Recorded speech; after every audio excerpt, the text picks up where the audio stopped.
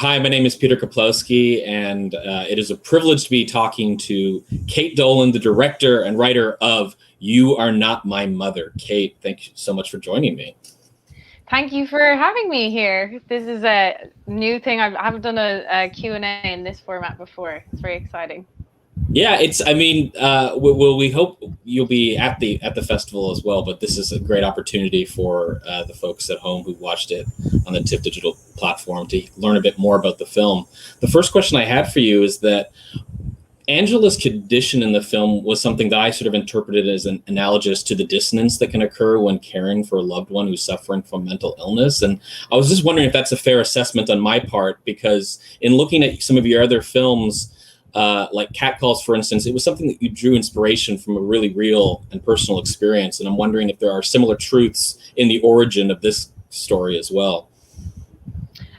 Yeah, absolutely. The film is, it's definitely inspired by my kind of growing up in a family that, I had people in my family suffering from mental illness, and just, how when you're coming of age, you don't always have the full picture when you're growing up, I think, a lot of the time, because, sometimes things are kept from you, or you don't know the full story about some, family members or your family history. And that was something I wanted to explore in the film. And just as somebody coming of age, when sometimes a crisis situation can happen, a lot of responsibility can be put on your shoulders when you're quite young, and the kind of how frightening it can be to have to make sense of that when you kind of don't have the full picture, and maybe you're still being patronized a little bit and not being talked to as an adult, but you're given a lot of responsibility and a lot of emotional burden in those situations. So that was something that really inspired the story.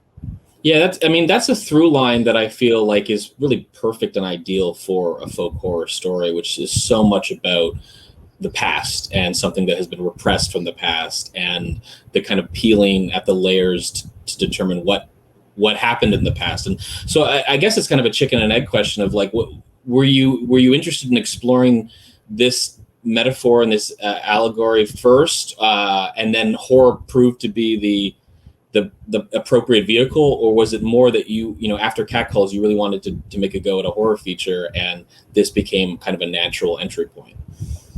Yeah, I think I always wanted to be making horror. I think that was like not even a question for me, really. I think that was like always what I was drawn to. So it was the natural next step for me, I think, after Catcalls.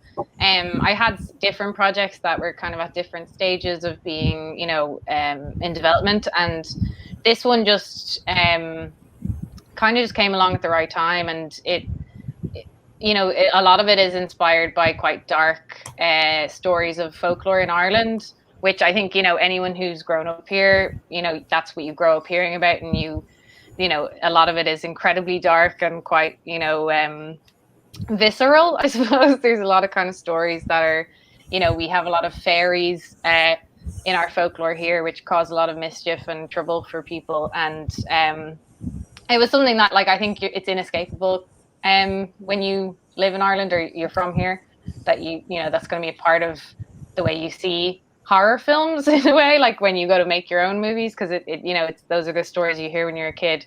So I always wanted to make something that explored those ideas. And then I also was working on this idea based on kind of my personal experiences, and that whole piece of like coming of age and family history and kind of trauma in your family and how that's passed down. And then it just seemed like the two work together. That, as you said, I think folk horror is like picking away at the past and kind of, those things in history which stick on to you and they get passed on to the next generation. So it kind of felt like the perfect meld of the two ideas together. And the movie itself is pretty enigmatic about a lot of the details of the folklore, somewhat consciously so. And I'm wondering, how much research did you put into it, or how much of it was more just steeped in what you had grown up with and kind of applying that knowledge? Yeah, I mean, like I read a lot. When I was writing the script, I read a lot of crazy books, like witchcraft books, folklore, paganism in Ireland. Yeah, I read a lot of kind of folk tales. Um, yeah, the interesting thing about the folk history of Ireland is like we because we were kind of colonized by Britain, at a lot of the kind of folk stories are passed down through storytelling. So a lot of the kind of stories you hear, they're not always kind of written down. So it's actually kind of hard to find a lot of things in their kind of first form, which is really interesting. So that was kind of an interesting journey. And I definitely read a lot and researched a lot about, even small details about, protection talismans and even like little details like that. But I think when it came to actually the details that were revealed in the film, it felt like the emotional core of the story was more important than kind of overly explaining kind of folklore to people. So I think that's kind of the way I decided to tell the story. No, no, I think Yeah. it's effective as a result because it occupies this sort of liminal space where either genre, both drama and horror, are not sort of overwhelming each other. But on that note, about the design of the doppelganger itself, you begin to, the audience begins to get to see this creature towards the end of the film, and just I'd love to hear a bit more about how you and your effects team executed the effect, and sort of what was sort of the guiding design principles for how you wanted that transformation to appear. Yeah, I think we kind of started off from a point of the idea that somebody was, their human features were kind of melting away. So things that, you would find recognizable in somebody that you know and love, that they were gone, like their eyes and, their facial features and things that you would recognize them for. So that was our jumping off point. And then the execution of we just kind of had one lead makeup person called Madonna Bambino. So she's like an effects makeup person and hair and makeup generally as well. So she basically kind of did the whole thing with her assistant, because we had a very small budget, so we didn't really have a team like a big team or anything like that. It was kind of like all hands on deck, just kind of making it work. But she did an amazing job. It looks really good, so we were really happy with it. So Well, so much of it too, the way you shoot it, it's vast in shadow too, so you're never quite exactly sure what you're looking at, which I think is really effective. And was that again a sort of conscious technique as well? yeah, I think it was just that it's always the thing I think in horror that you learn lessons from the big movies that when you start to see like too much When you in a see the way, shark, it's not impressive anymore. once you see the alien, it's not as scary. So I think we were kind of conscious of that, not to kind of give away everything, I suppose, because it might take away from it. No, for sure. The setting of the film is highly specific to North Dublin. Did you grow up in that area, or is this again sort of inspired from your own youth?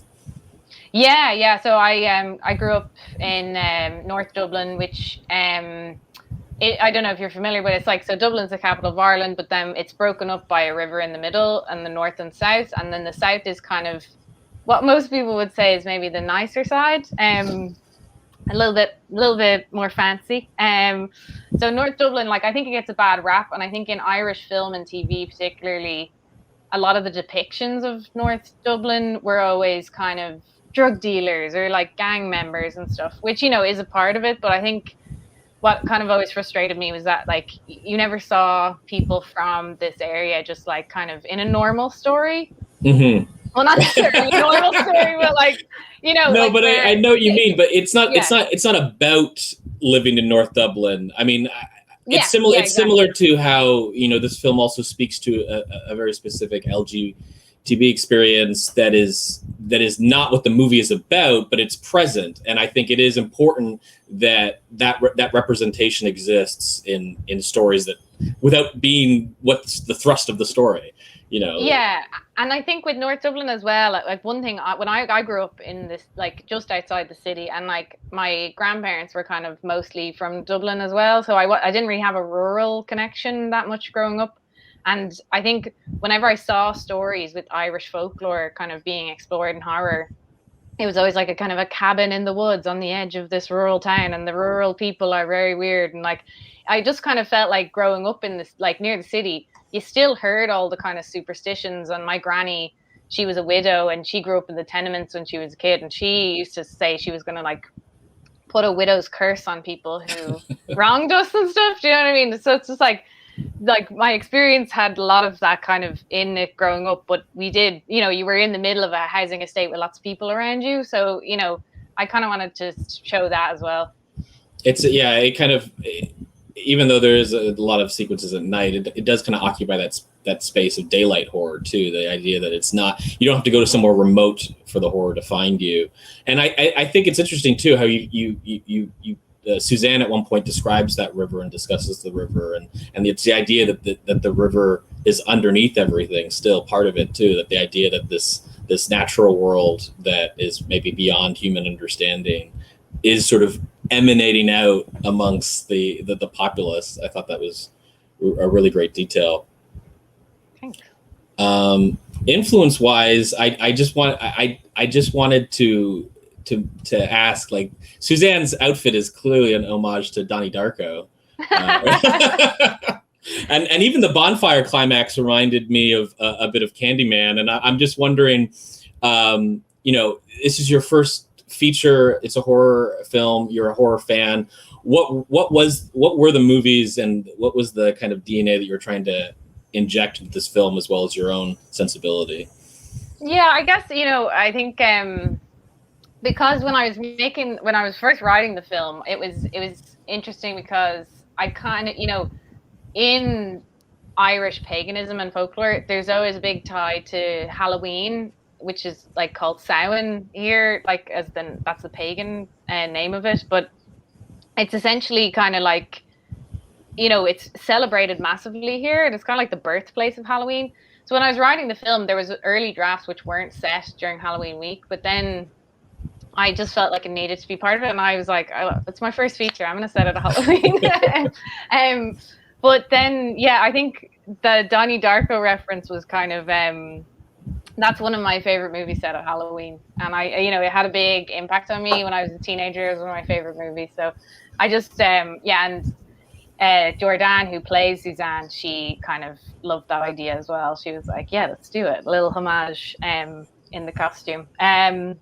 But yeah, Candyman actually was a big reference because I felt like that was a film I had seen which had that kind of urban folklore, you know, storytelling, which kind of reminded me a lot, like when I saw that film first when I was younger, it reminded me a lot of kind of the neighborhoods here and how you would storytell and kind of urban legend and, you know, don't go through the fairy fort or like you'll get cursed and that kind of stuff. So yeah, I think the bonfire was kind of, you know, that just became part of the story because of Halloween night. And, you know, we have bonfires here on Halloween night all over the city and like, you know, fireworks and that kind of thing to celebrate. But then, yeah, I think when we were talking about it more, Candyman definitely became a reference then, just because, you know, it was definitely in the DNA as I was writing it. And yeah, it's a great movie. I love it. Yeah. Let's talk about the cast, because it's a terrific cast, and I mean, the heart of the movie is through these three generations of women, and I you know, Carolyn, you ask so much of her, just in terms of the physical performance that she has to perform. I would love to learn a little bit more about what went into the dance sequences in the film, specifically the really upsetting and nightmarish one in the middle of the movie, because it's such an incredible performance. Yeah, I mean, like we had cast Hazel first, so she's the protagonist in the film, and we did a kind of a casting session with 3 actresses just to do a kind of a chemistry test with Hazel and see how they kind of bounced off each other. And Carolyn came in, and I had only kind of talked to her on Zoom because it was during COVID, so we couldn't really meet. But this was the first time in person we were meeting, and it was just something about her. She was so open, like she was just like, you know, not in any way closed off to any ideas that we were putting out there, and she was just so generous in terms of what she was giving on that day, which was just a kind of a chemistry test. It wasn't kind of anything, you know, big scenes or anything like that. We were kind of trying out. So then when it came to the dance, I kind of asked her, because we were going to get a choreographer to come in and kind of help us with that. But the more I talked to her about it, we were like, it needs to feel kind of more animalistic, I suppose, that it doesn't, it comes from the gut rather than somebody kind of telling you what you should do.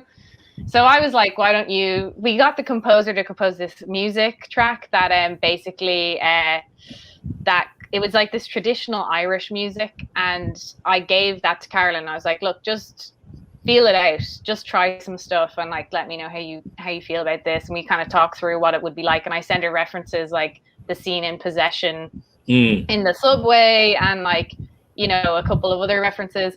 And she kept being like, okay, I was going to video it today, but my kids are in the house and I'm afraid they'll see me doing it. And I don't want to scare them because she has 2 little boys. And I was like, okay, well, let's just do it in person. Like we can go to the house because we had just got the house location. Me, Hazel, and her went. And I was kind of getting worried because we were getting close to shoot. And I was like, how's this going to go? And we just did a kind of a rough run through of it. And I was like, just feel it out, just try it. We'll play the music really loud and we'll just go for it. And what she gave the first time was so frightening. That it was that Hazel, moment you're like, why are we rolling on this? Why are we rolling on this? So it was kind of like, it's all Carolyn. She really like just gave it her complete all. She wasn't holding back in any way. And it was terrifying. And then, you know, obviously then we just kind of tweaked it to fit like how we were going to film it a little bit more. So, you know, we kind of gave her points to hit along the way.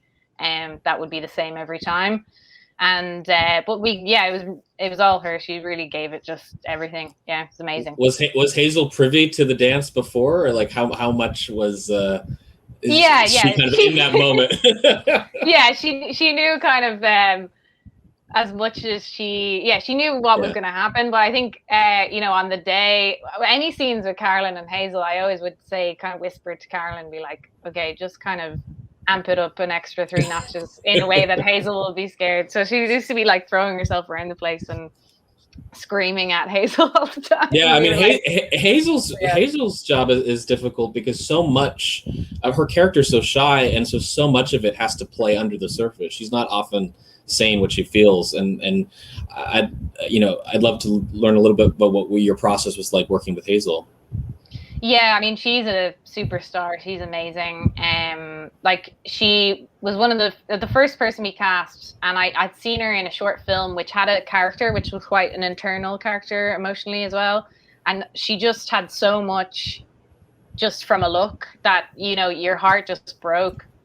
And I just knew she'd be perfect. So I really wanted her to do it. And then when she read the script, she's like a very witchy girl. And she loved the whole kind of the themes of the script. And she was kind of reading our tarot cards on our lunch breaks and stuff like that. But no, she just put in so much work. And we did a lot of kind of talking about those themes of kind of trauma in families and how that passes down and shows itself in generations coming of age. And she's so smart. I mean, she turned 19 when we were filming, but she like has kind of the wisdom of like a kind of somebody who's lived 100 lifetimes. It's amazing. We only have time for a few more questions. I do want to get a few in that had meant to ask. One thing I thought was interesting is the kind of hanging absence of Char's father that's never really alluded to or mentioned. And I wondered if you could elucidate on that decision. I think, I think growing up, I was kind of raised by my mom alone mostly. And then my granny, I lived in my granny and granddad's house with my mom when I was a kid. So, you know, I think, and I had a lot of friends when I was growing up that there was just by chance, it was kind of always when you went to they were kind of living with their grandmother and their mother and them and, you know, maybe their siblings or whatever. And I just had a lot of experiences of families that were like that. So it kind of just made sense to me that that's what their family was. Do you know what I mean? Because I think it was really important to me to have that kind of 3 generations of women under a roof together, just kind of having this strange connection and these kind of you know, just making hard decisions and you know, coming up against each other. And yeah, I think it just made sense to me that was kind of the breakdown of the family. Mm-hmm.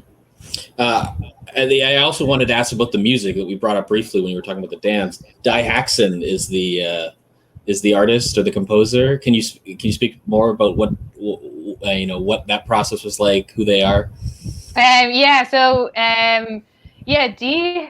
is a composer from Belfast. She's extremely cool person, and even though she is quite witchy in look and name, she's a very sweet, kind and lovely person.